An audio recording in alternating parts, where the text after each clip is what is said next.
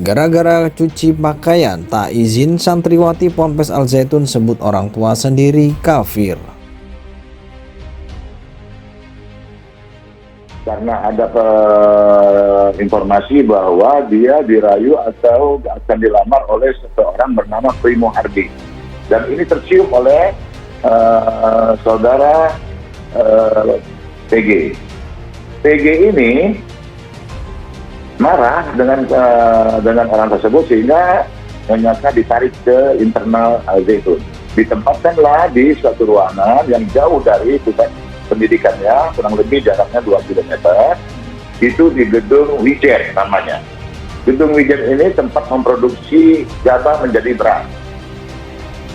Nah, di sana ada yang namanya Pak Legiman. Pak Legiman ini, apapun yang dilakukan oleh pimpinan pondok pesantren terhadap klien kami, mau dia menjerit, mau apa, dia tidak akan ambil pusing atau tidak mau ambil tahu. Jadi sia-sia. Nah, Tuan PG ini, kalau dia datang ke sana selalu diantar oleh sopirnya. Nah, sopirnya pun menunggu di tempat yang cukup jauh, sehingga kalau teriak pun tidak akan terdengar. Jadi di dalam ruangan tertutup, Tuan PG ini bisa melakukan apa yang dia inginkan. Demikian, Pak. Bahan menyatakan bahwa selama ini melakukan pencabulan yang dilakukan oleh oknum dari pesantren tersebut itu selama 2 tahun. Ini maksudnya yang dikatakan lama, bukan masalah bahwa kasus ini sudah lama, tidak. Nah, tadi dari pengacara menyampaikan bahwa akhir itu ya kurang lebih Agustus ya? Dari selama kurang lebih 6 bulan ya. Setelah itu baru laporan polisi.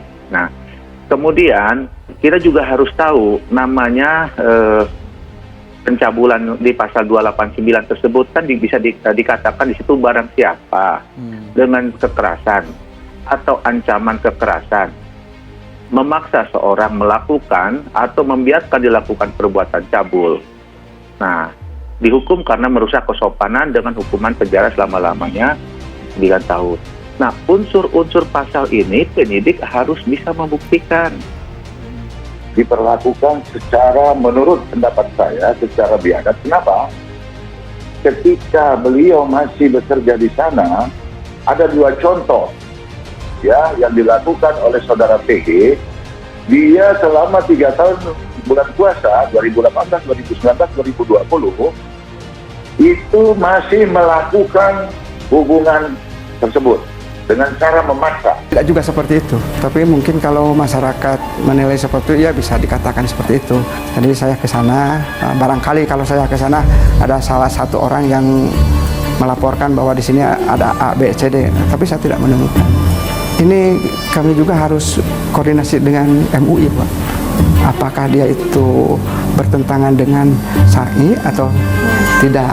Nah, jadi saya tidak bisa mengatakan bahwa itu bertentangan atau tidak kan gitu. Ya justru kalau saya pribadi ini ada sedikit kekhawatiran dicontoh oleh siswa. Kemarin ketika ada berita besar tentang pembaiatan orang masuk NU, ya, PBNU menyatakan bahwa masuk NU itu tidak usah dibaiat. Pokoknya tergantung perasaan masing-masing saja. Kalau merasa NU ya NU gitu saja. Lah zohirnya apa? Zohirnya ikut ulama, itu zohirnya, itu saja sudah. Nah, kalau kepengen dibaiat, ikut pelatihan dulu. Ikut pelatihan, lulus dibaiat. Jadi pengurus dapat SK dibaiat kayak tadi gitu ya. Gitu. Kalau nggak ikut pelatihan, warga biasa ya cukup ikut ngaji kiai gitu saja. Karena orang bodoh itu obatnya ya ngaji gitu. Kayak saya ini bodoh-bodoh gini, kalau kepengen pinter obatnya ngaji, bukan dibaiat gitu ya. Pondok Pesantren Al Zaitun Indramayu, Jawa Barat, pimpinan Panji Gumilang kembali menjadi pusat perhatian. Kali ini penyebabnya karena adanya santriwati Ponpes Al Zaitun yang menyebut orang tuanya sendiri sebagai kafir karena masalah sepele. Santriwati tersebut diketahui menyebut orang tuanya sendiri sebagai kafir gara-gara mencuci pakaiannya tanpa izin. Hal ini diungkapkan Ustadz Heri Pras yang dilihat dari akun TikTok @sarti Jumat 26 Mei 2023. Ustadz Heri Pras mengungkapkan ada seorang santriwati Ponpes Al Zaitun diduga telah menyakiti hati seorang ibu dengan mengatakan ibunya sendiri sebagai kafir. Diceritakan Ustadz Heri Pras, kejadian bermula saat santriwati Ponpes Al Zaitun tersebut pulang kampung untuk berkumpul bersama keluarganya.